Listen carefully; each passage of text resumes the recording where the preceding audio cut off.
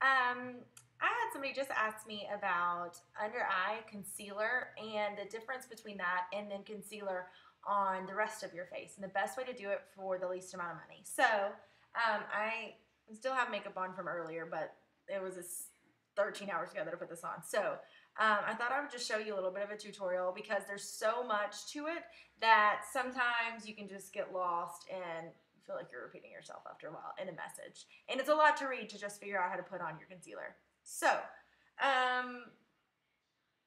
the key to, we'll start with under eye concealer. The key to that is to actually go lighter than your foundation shade.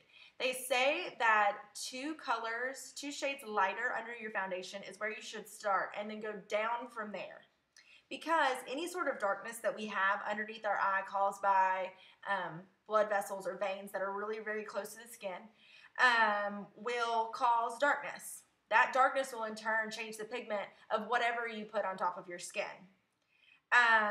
The best under eye concealer that I've ever found is a Lancome product. This is just a little like sample bottle of it. It's a waterproof concealer. This is what the big one looks like. So it's fairly large. It's $28.50, $29 for a bottle that will last you 6 months to a year. So it's absolutely worth it. And it's waterproof. It doesn't crease, doesn't do anything like that. It's by far the best concealer I've ever found. And it doubles as an eyeshadow base too. That's a totally different story though. So whenever you do concealer underneath your under eyes, you'll want to put it on all throughout here, on the outside corner where your crow's feet aren't, and then also on your brow bone. Because you're going a little bit lighter, this area right here will all be highlighted, which would naturally be highlighted by the sun because that's where light's reflected off. That's the outermost point where light would reflect. So I always start with the lighter shades, basically, regardless of how dark you are. I think Claire too is a good shade in the Lancome. Also Ivory, and then a buff color is a great color as well. I wouldn't go any darker than that. Cami is about as dark as I would ever recommend going. Application. This is what's so important. You'll start with just a little bit of concealer and put it on the back of your hand. This is your non-dominant hand. So the one that you won't be using to apply makeup, you'll put just a really small pea-sized amount.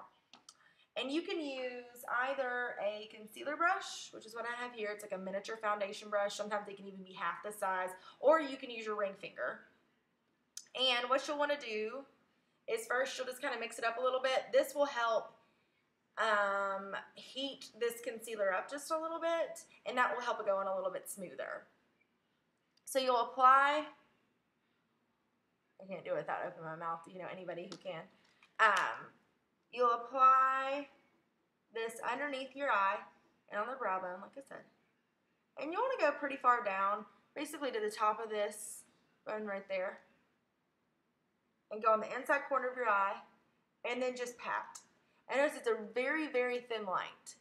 And I'm using something that's not exactly the right color so you guys can really see it, especially with this fluorescent lighting that I have.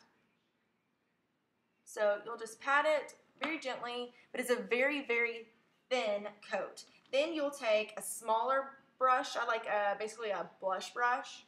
I like this one because it's smaller, first of all, so I can really gauge where I'm going. But also the bristles are closer together because this is farther up than some would be, meaning that you're going to get more powder on your brush and a thicker coverage than you would if you used a big fluffy brush. So then you'll just apply that lightly underneath your eye. You'll want to use, if you have a lot of creasing underneath your eye, you'll want to use what they call the rolling technique. You'll start with one side of the brush and roll it. This helps evenly place it on your skin without it getting into the wrinkles underneath there that you don't have. So you'll apply that. So this is before I've even put on foundation or anything. This is just clean faced. Put that on. Then you'll apply your foundation like normal. Yes, on top of the powder. I know it sounds strange. We put the foundation on top of the powder. Then, if you're still not happy with the results, you're just going to kind of have to gauge it depending on how dark your under eye circles are and how dark your blemishes are. Start with another concealer layer. So concealer, powder, foundation, concealer, and powder. You'll always want to end with powder, and I wouldn't do another layer of foundation. I mean, you probably don't want to do any more than just 2 layers of concealer, but some people it takes more, some people it takes less. Now, the darker your circles are, the lighter you want your concealer to be because of the pigment thing that we talked about earlier. You stay with anything that has a really yellow tone to it. That is going to enhance the darkness and also can tend to make it turn a little bit of gray color because we're mixing a yellow tone with a blue tone, so it turns a little bit gray.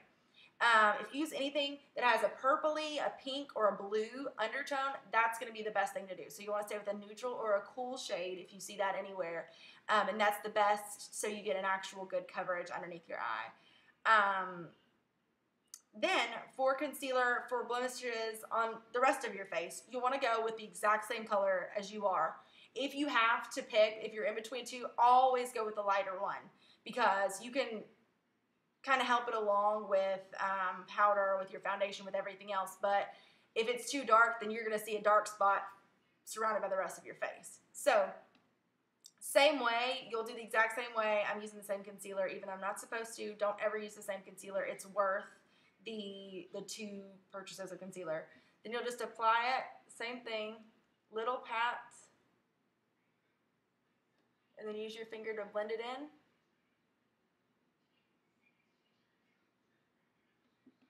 And you can go a little bit heavier on these layers of your face instead of underneath your eye because of the tissue that it's underneath your skin, underneath your eyes, I'm sorry. Same thing, I'm using the rolling technique there, cover it up. I like the Epicern's waterproof concealer for blemishes as well, just because it's waterproof and I like that it stays on. Another good one is Estee Lauder. They make a double wear concealer that I like, the one that comes in a purple tube.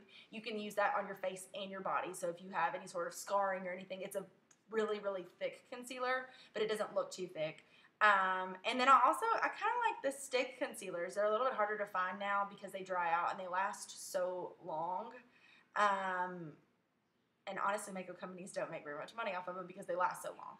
But Estee Lauder still has one, and I think that last time I checked, Lancome still had one that I liked as well.